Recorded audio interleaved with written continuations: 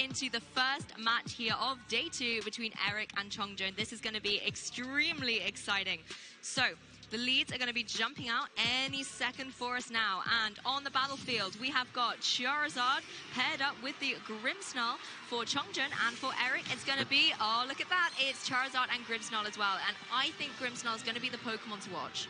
Yeah, and you've got to wonder what options both Grimmsnarls have. Like we've already mentioned, is there Fake Out there? Because if there is Fake Out, you can stop the opposing Grimmsnarl for at least one turn, or are they just going to go straight for speed control, the screen support? And you've also got to be a bit wary on what the items of the Charizard are. Do they hold the Charty Berry? Because Charizard does have access to the move Ancient Power, so it can max potentially and go for that attack, but we're seeing Chongjun just switch it out here just to be a bit safer, preserve it for later in this match.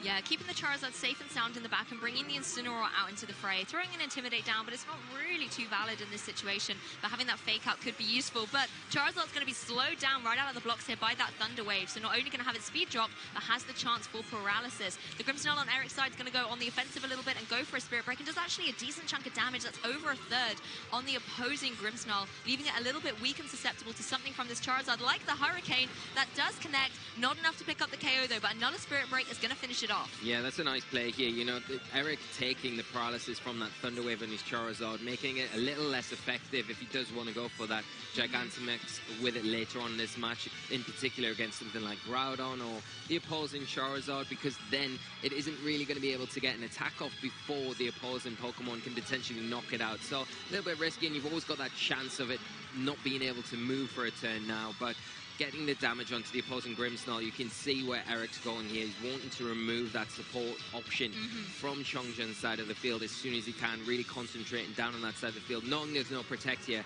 Obviously, you've got to be aware now of the Fake Out that's present with that Incineroar, so as we're seeing, he is going to be adjusting. Yeah, and a similar adjustment here, Charizard retreats in favor of the Incineroar. So throwing that Intimidate down, that will be critical against the Incineroar on Chongjun's side, and apply Fake Out pressure going into this next turn. So both of the players really focusing down on that ball positioning. Eric deciding to not go for another Spirit Break, deciding to capitalize on this turn and going for that Reflect, as is the Grimmsnarl on Chongjun's side. So both of them setting up their physical defenses. Very wise when you look at the two restricted pairs being physical attackers, and Incineroar is going to get in on out of there from Chongjun's side. So it's joined the field for one turn, leaving after another turn, and this does give Chongjun the perfect opportunity to bring in something from the back, like potentially the, Groudon. You could apply some good damage with the Precipice Blades here. Yeah, that's a good point. You could bring the Groudon in, and it's probably the better option than the Charizard, because if we do see the Charizard come out, we could see maybe a kind of a roles reversal of the turns here, where Eric, if he does have access to that Thunder Wave, he could go for the Thunder Wave onto Chongjun's Charizard this turn and paralyze that to set up the similar sort of situation for a late game, take on getting rid of the Charizard, but we are going to see it just leave the field straight away. I think it heard you there, Lee, and it's like, I don't want to take a Thunder Wave. I'm going to bring Incineroar back in, and I actually quite like this kind of bait here as well, because if it is something like a Thunder Wave, Incineroar being a dark type is going to be immune to those Prankster moves. So a really nice switch in here. We're going to see another switch, actually, a double switch on Chongjun's side, and it's going to be the Groudon joining the field. So we've now got all 4 Pokemon on Chongjun's side confirmed. Zazation has been left on the bench, as well as our little Gastrodon. But I think it's a good position to have Groudon in here. Grimmsnarl's going to go for the light screen anyway, knowing that the Charizard's in the back, wants to set up the defensive measures, as Incineroar on Eric's side goes for the parting shot this time. So Lee, you can really see how these players are almost being cautious to deal out damage and then leave your Pokemon in a dangerous position for the following turn. They're really thinking turns ahead here. Yeah, and that's the thing, you're not taking any big risks early on. You don't want to Gigantamax with your Charizard too early. You don't want to Dynamax with anything before you've got your board position set and you're kind of happy to start putting damage on the field. Very tentative first turns, just setting up their board states here from both players. So we see the Charizard hit the field again for Eric, and the Sun is now up, but that Charizard in a little bit of a trickier position now, being paralyzed, of course. Yeah, of course, Charizard wants to use its Solar Power ability and boost up those Fire type moves while the Sun is on the field, but in the paralyzed state, we know what I'm trying to say. Yeah. It's difficult for it, because if you Dynamax and then get fully paralyzed, you're wasting a turn of Dynamax and leaving yourself so vulnerable in the face of something like a Groudon that could be carrying, something like a Stone Edge that could then, just wipe that Charizard off the battlefield. Yeah, that's it. But if you are Eric and you do go for the Gigantamax here, you are holding something like a Charty Berry, it gives you a little bit more security to allow you to go for that Gigantamax and try and get that Wildfire onto the field and start really that ball rolling Yes. with the residual damage, you know?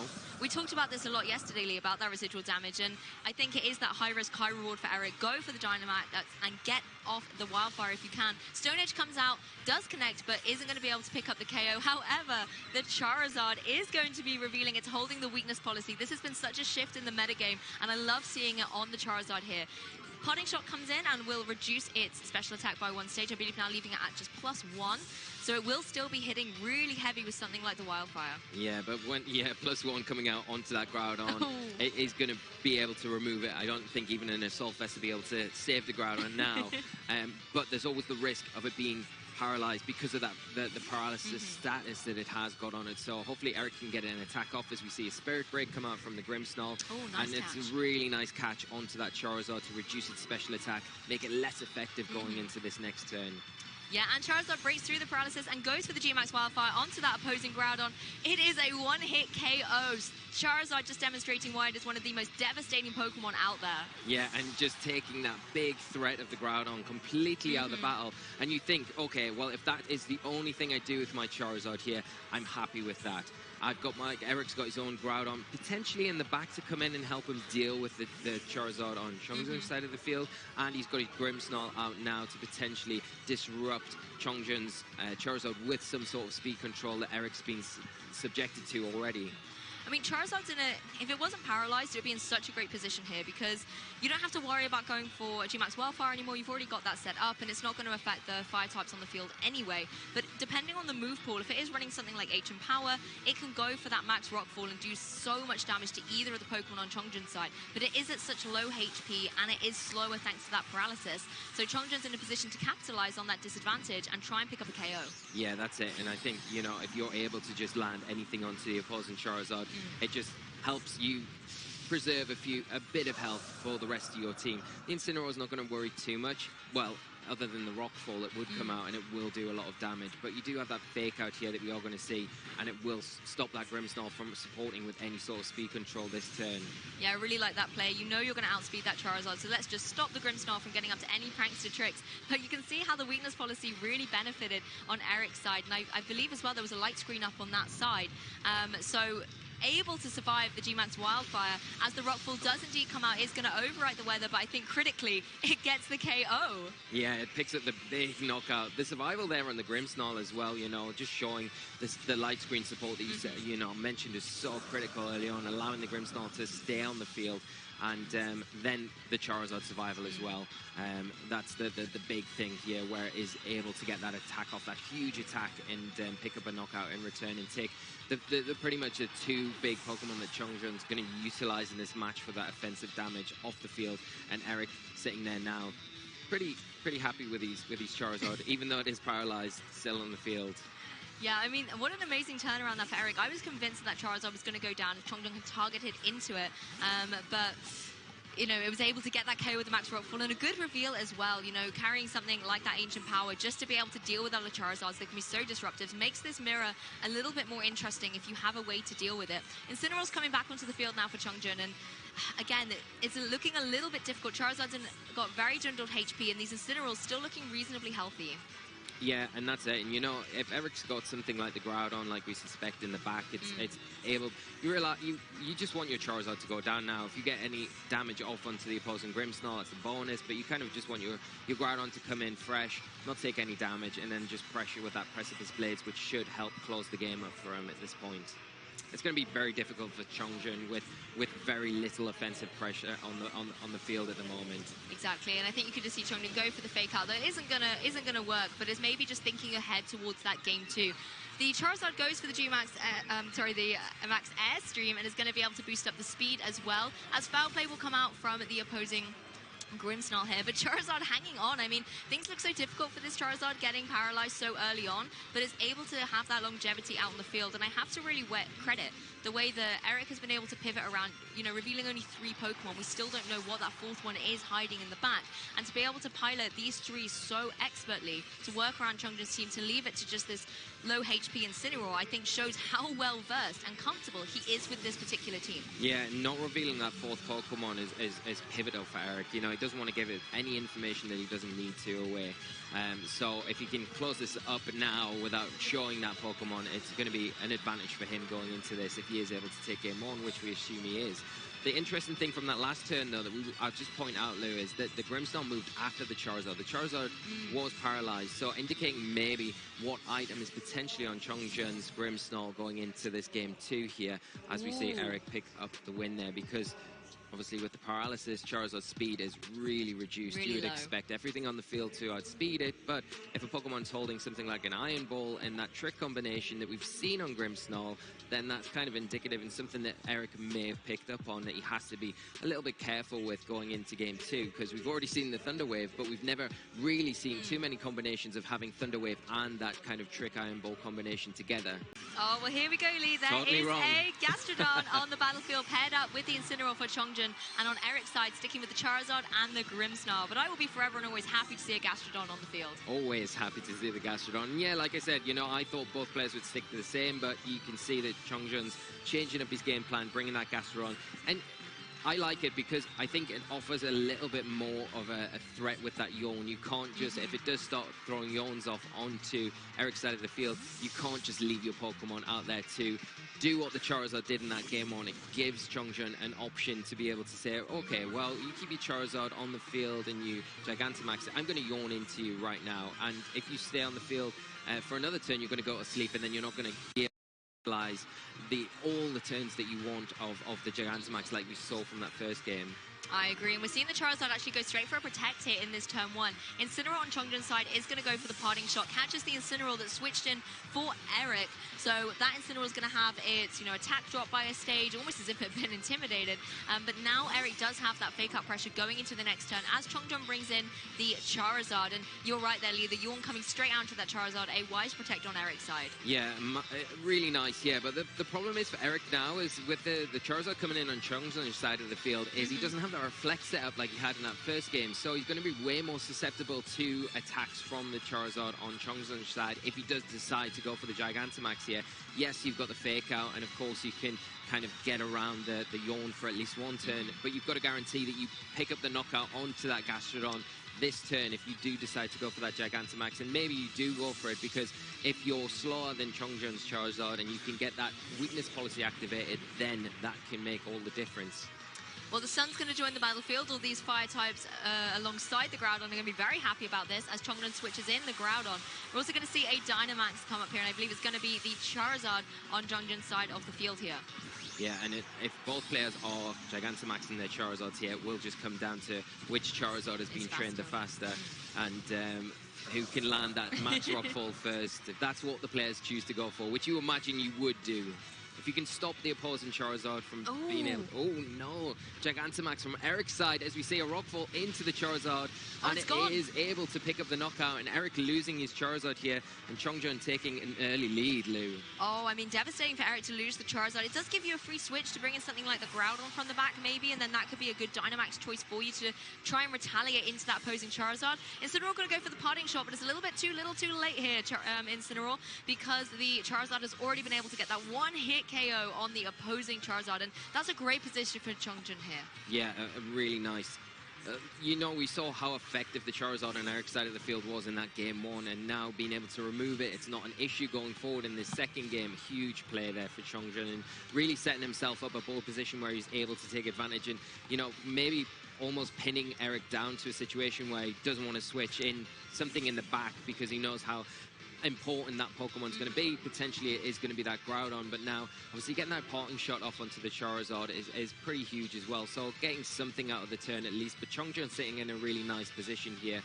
Obviously the sun not up, so not going to be hitting as hard as it would have been, but also not taking that solar power damage as well each turn, so kind of preserving a little bit of HP, although the sand is chipping away at it at the same time. Well, Incineroar going to do what it does best and go for that fake out into the opposing Groudon as Grimmsnarl does finally set up that light screen. So Eric trying to put all these defensive measures in place in front of this Charizard that's going to go for a G-Max Wildfire here into that Grimmsnarl. Going to do just over a third of damage there, so Grimmsnarl still sitting pretty happy on the field, particularly knowing that Groudon cannot move here. So it has the potential to go for another Pranks to move on that following turn.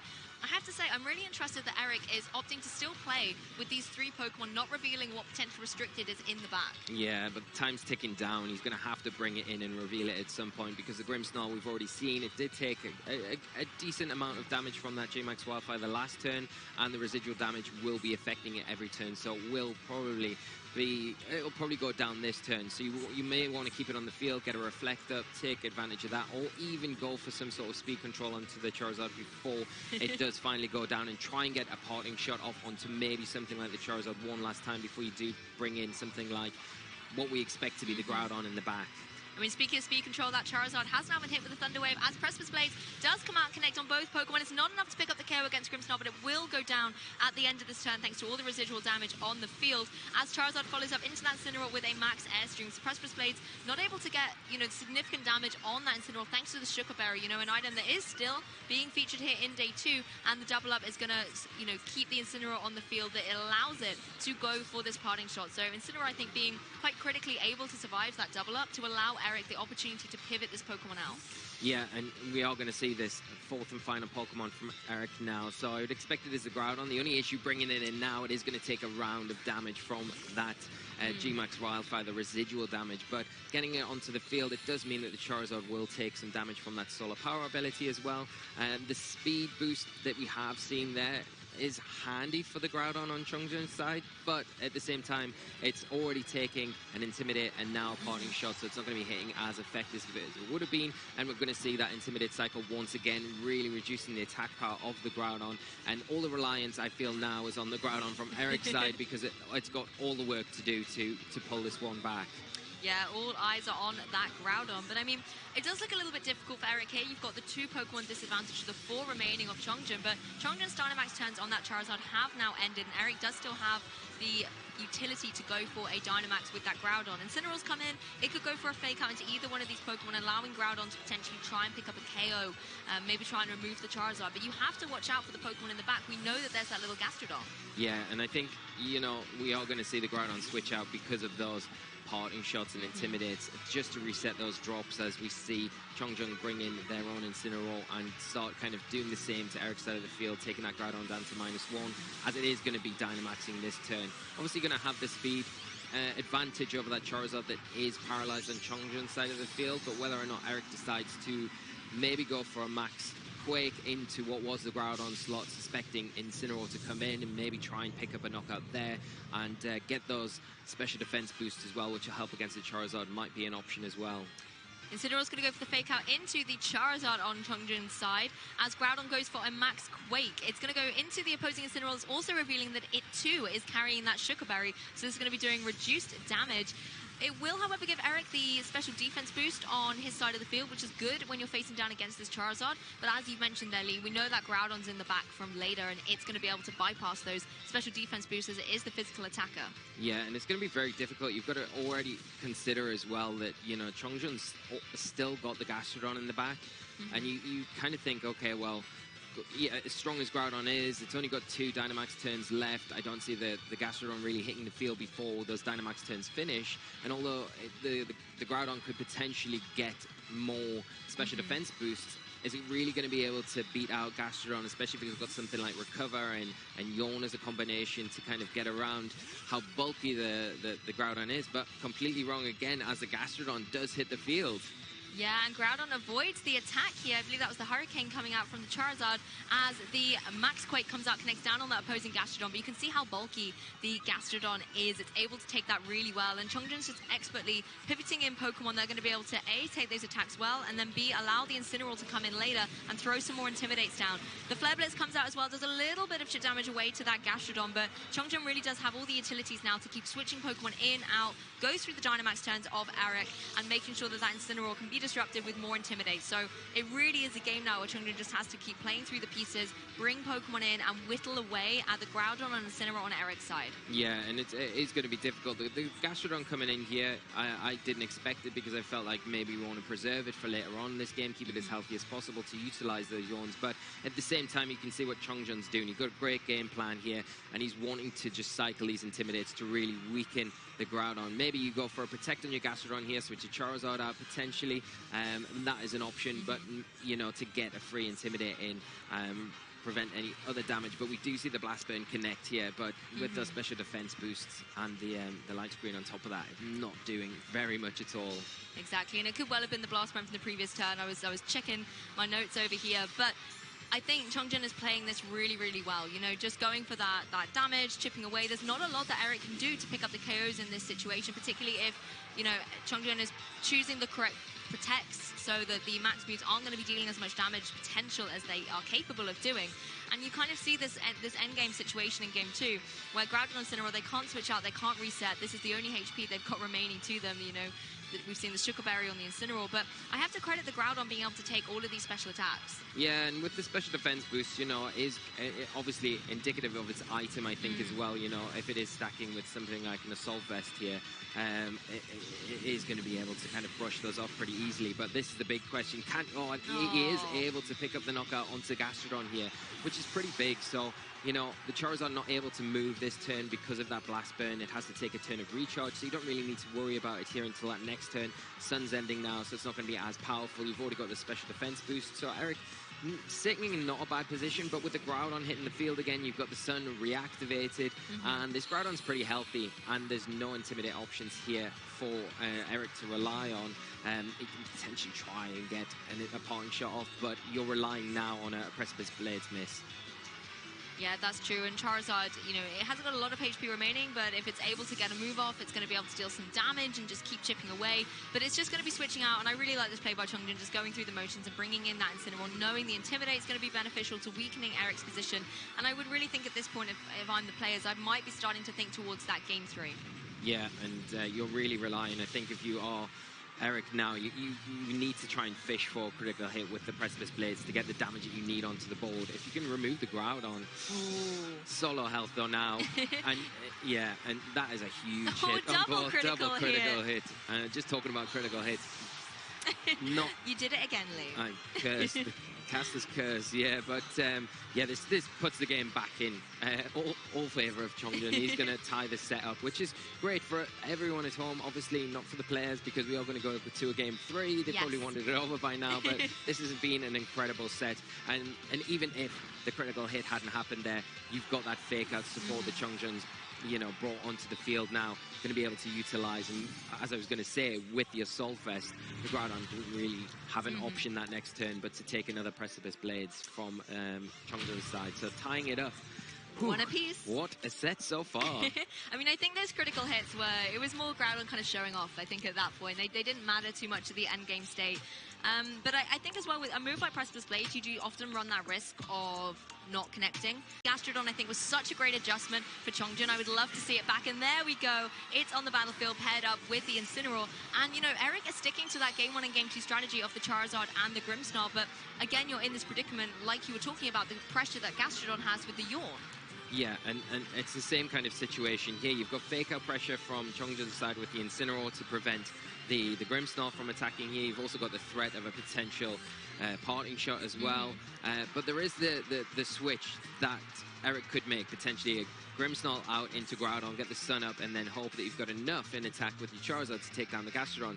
The only question I would have is how invested is that Charizard? With the weakness policy, you'd think it's more invested on a defensive side, so it's able to take hits to get that boost initially before it is able to fire attacks off. So Gastrodon already a defensive Pokemon, hard to take down in one hit, so you might see a bit more of a slower start to this game, as we're seeing here with that Incineroar switch in. Exactly, going for the protect and switch in here, just playing a little defensively on Eric's side. The Incineroar on Chongjun's side, able to catch that Incineroar once again. I believe this is playing out almost identically to how Game 2 started. Able to get the parting shot on the opposing on the Incineroar, and is able to now bring a Pokemon in from the back. If the Gastrodon decides to go for a Yawn into that Charizard slot, we will be seeing an identical play out of that Game 2, and that's exactly what's happening. I mean, it got Chongjun into that victory in Game 2, so I can completely understand why you'd be wanting to go through the same motions. Yeah, and now Chongjun's in that position again where he's able, we know the speeds of the two Charizards here, where Chongjun's going to be able to get an attack off first. Whether or not Eric decides here to potentially go for something like the Gigantamax this turn, because he didn't go for it in that second game. He and inevitably was unable to take that big attack, the big max rockfall whether or not he's able to go for the Gigantamax himself and take that, get the weakness policy boost, and then take out the Charizard the next turn. But you've got the kind of cushion here of that fake out from the Incineroar to stop the Yawn from the Gastrodon, or you've got the simple thing where you can just switch it out, get your Grimmsnarl in like he's doing, take it a bit slower, and try and get those screens set up to set that Charizard up for a later game. Yeah, I love that thinking, actually. You know, realizing the Charizard needs to stay safe in the back in this turn. You don't want to make the same mistake again. And bringing in that Grimmsnarl that is likely going to be able to take an attack. You know, there's no Sun set up on the field as well. Solar Power's not activated on that Charizard. And like you said, Lee, set up something like the Light Screen to help that Charizard when it comes back into the battlefield and possibly Gigantamax it then. It's going to be the G-Max Wildfire on Chongjun's side, though, going to connect onto the opposing Grimmsnarl. So I think predicting a strong switch there, knowing something was going to come in from the back. And this is such a bad situation for Eric because it's done so much damage, and the residual damage will pick up the KO on that Grimmsnarl at the end of this turn. Once again, Incineroar going for the parting shot, catches the Charizard, but it is too little too late once again because the damage that G-Max Wildfire did, even outside of the sun, is critical to that Grimmsnarl, and Eric is going to lose it at the end of the turn. Yeah, and you know, it's critical for the Grimmsnarl, for Eric, to try and get that light screen support up, so he knows that the Charizard is going to be able to, potentially, if you go for the Gigantamax, take an attack a bit easier so it's able to return with some big damage. Unfortunately, like you say, really good call here from Chongjun to get that Wildfire and catch the Grimmsnarl on the switch in, take that support option away from Eric. And yeah, we do see the Gastrodon go for the Yawn, but not really too. It doesn't really matter too much. I mean, the best thing here would have been to see that Yawn into the Charizard, I was worried. switch in, and that would have really been difficult. But now we're back in that kind of similar situation where we've got the Charizard on Eric's side of the field, and I think he's almost forced here to go for the Gigantamax and hope that he's going to be able to take the max Rockfall that's inevitably going to come out from Chongjun's side of the field. Take this turn to potentially get the fake out onto the Gastrodon. We've got to keep in mind that the parting shot from that Incineroar is going to be quite key, I think, into that Charizard and Chongjun's side. And maybe that is enough, that drop on the special attack is enough to allow the Charizard now to be able to take an attack. But you've got to be so careful around this Gastrodon because of that Yawn threat that it is pushing out every turn now. Yeah, I agree, and I think Charizard going, I don't really want to face down against these two Pokemon. Let's bring Groudon onto the field. And this could be dangerous, you know, setting up the sun for something like the opposing Charizard, but thankfully for the Groudon, it's going to be going just straight for a max guard here, as Gastrodon also goes for a Protect. And this makes a lot of sense, because Eric had the potential to go for something like the Fake Out, and then a max Rockfall into that opposing Charizard. And even if Chongjun's was faster, like you said, the parting shot could really pay off and allow Eric's Charizard to survive that hasn't got a drop and could retaliate with a max Rockfall and pick up a KO. So really nice defensive plays from Chongjun, and Eric again in a position here where, sure, the Groudon's applying pressure, but you have now set up the sun for that Charizard, and we've seen how much damage that Charizard can do to a Groudon. Yeah, and that's a problem. Like, you can now, if you want, if you're Eric, you can Dynamax the Groudon, but it kind of defeats the point of taking advantage of your Charizard, which was so effective for him in that game one, and we've seen how effective it is for Chongjun. But Eric doing a good job to not really allow Chongjun to get much of a return here. The Grimmsnarl has gone down, so that is a huge kind of turn for him. But other than that, Eric's still got 3 pretty healthy Pokemon in a position. But without the kind of light screen support here, you do worry about that Groudon. If it doesn't Dynamax here, how much damage is it really going to take from something like the Charizard with that Sun Boost? Yeah, if you're Eric right now, I would just be trying to burn through these Dynamax turns of the Charizard.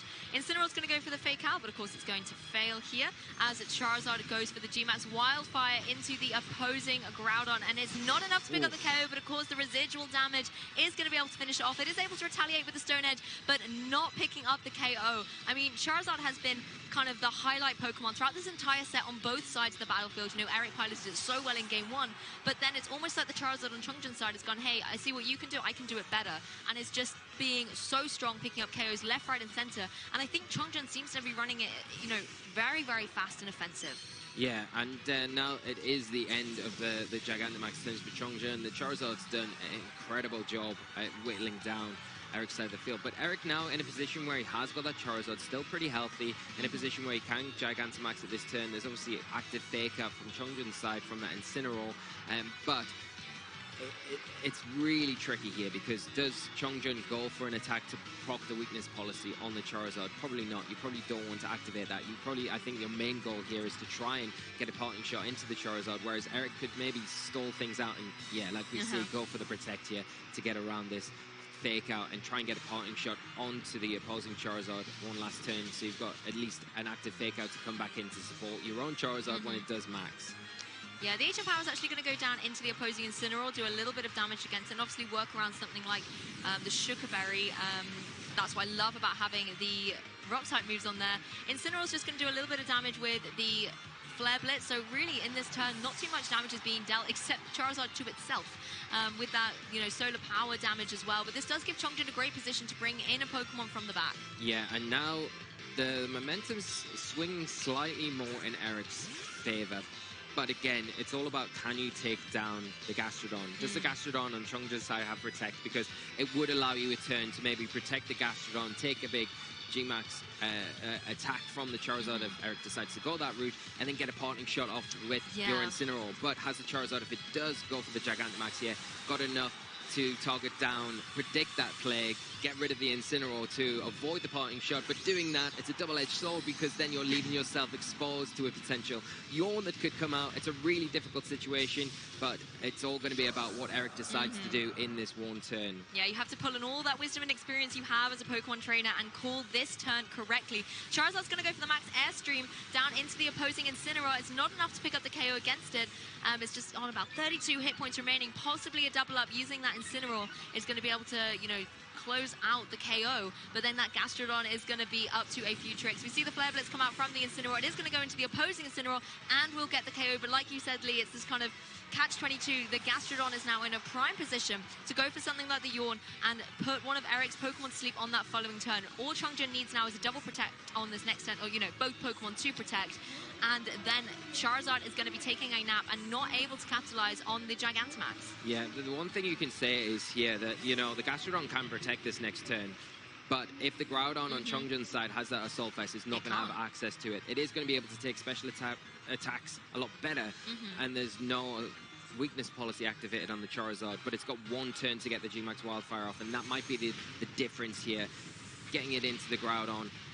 Oh, and doing huge damage. It does so much damage, and I think as well a double up will be able to close out against this opposing Groudon. You can see the Incineroar nice and speedy thanks to that Airstream boost, able to get the KO. So now it is little Gastrodon against both the Charizard and the Incineroar. And, you know, Gastrodon, it may be our champion Pokemon, you know, but it's certainly got a bit of an uphill struggle here. It's going for the Earth Power into the opposing Incineroar, but it's really not able to deal out the damage thanks to that Sugar Berry. And now, you know, yes, Charizard's going to have to take a little bit of a nap, but I don't know what Gastrodon's going to be able to do here. Yeah, normally carrying options like Earth Power, which is not going to be effective against the Charizard because of its flying type attack, and Ice Beam as well, which is not, you know, going to be hitting it for neutral damage, so not doing enough, really. And you've also got the fact is that that Airstream was timed perfectly from Eric earlier on in this game, where he's Incineroar undoubtedly will outspeed majority of things left on Chongjun's side of the field. The double up there, you identified it.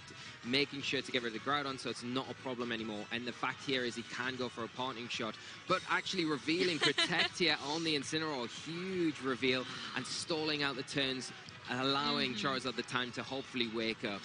Absolutely love seeing the Protect on the Incineroar. Again, a move pool option that has been rising in popularity ahead of the World Championships, and you can see why. It does allow you the opportunity to buy some time with that Incineroar. And Charizard coming out of its Dynamax turns now, it has obviously taken a turn of sleep here, so it's going to be waking up very soon, and you can see how much HP it's got remaining. Gastrodon, I mean, we've seen it have Yawn, we've seen it with Earth Power, Protect, that fourth move. Unless it's got a good way to deal with Charizard, paired up with the residual damage from the G-Max Wildfire, there's not a lot that Gastrodon can do. Yeah, you're kind of hoping if you are Chongjun, you've got some sort of option like Recover here, and that would really help out. But we are just seeing a Flare Blitz come out from the Incineroar, getting a little bit more damage on, because the G-Max Wildfire residual damage is going to be so important to kind of help close this one up, as we do see. An Earth Power, it is going to be enough, and the Incineroar going down. But Charizard taking another turn of sleep here, so these turns aren't going to be got one more turn potentially, or it could wake up. The sun leaving the field, though, is a really important thing for Eric as well, because these Hurricanes will be a little bit more accurate than they would have been in that direct sunlight, where, you know, you don't really want to be hitting that attack with the sun on the field. But now that is probably the best option that we've seen from Eric to be able to utilize against the Gastrodon. So with the G-Max Wildfire residual damage and a Hurricane, it might be enough to pick up the knockout. Yeah, I really like that point there about the Hurricane. I mean, it's an inaccurate move at the best of times, but even more so in the sun. So it's nice for Charizard to have a little bit of a less risk to connect in that regard, and I think it's the good move choice to go down against this Gastrodon. You're going to be dealing decent damage, and you obviously get the chance as well to potentially confuse that opposing Gastrodon. Yeah, and you see the Protect there. The Charizard is now awake. It's going to be, you know, taking potentially a Yawn this turn, but is the combination of a Hurricane. Oh, it misses, it misses, and the Yawn coming out here. So the match is going to be going on a little bit longer here for both players, and Chongjun doing everything he can to make sure that this Gastrodon is fighting back as hard as it can not to lose against this Charizard. So now it can go for a Protect, the Charizard will fall to sleep, and it will all come down to how many turns of sleep this Charizard has, and does Gastrodon have enough offensively to take it down before it is able to wake up again. I mean, we can see what it's doing here, right? It's trying to capitalize on those opportunities, get the Yawn, and using the leftovers as well to get that little bit of recovery, trying to put itself in a good position to potentially keep healing as those Charizard turns of sleep are happening, and also potentially as the Hurricane turns miss in the future. But from Eric's perspective, you just know exactly what you need to do. You need to wake up, and Ice Beam is the fourth move revealed on the Gastrodon. Let's see how much it does. Ooh, a little bit of damage. You know, if you can keep logging them up in succession, you are eventually going to be able to get KO. But if Charizard's able to wake up, hit those Hurricanes, then Gastrodon's going to be in a difficult spot. But Charizard does wake up. Gets that Hurricane off and see how much damage this does. It does a good amount of damage, so maybe one more. And the confusion, that is huge, Lou. Is it going to hit itself in confusion this turn? If it does. See. It breaks through, and it's able to go for the Ice Beam, and it will connect down onto that opposing Charizard, but it gets the freeze! Oh my Charizard is frozen. No way, this is insane. Crazy. So the Gastrodon here looking down and out, confused. It comes back, it hits through the confusion, gets that Ice Beam, freezes the Charizard, and it stays frozen. The Ice Beam doing about 40 HP damage each turn, roughly, and it hits through the confusion again.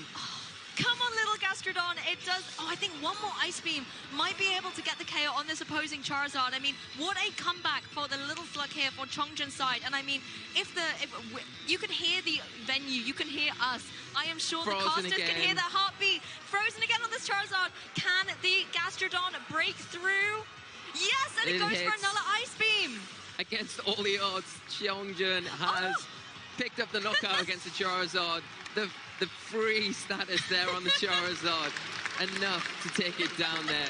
Oh, wow. I mean, what a way to end that set, Lou. Gastrodon, that is why you belong with me and Lee on this desk. What an absolute champion. Huge congratulations to Chongjun Peng. And I have to say, such commiserations to Eric.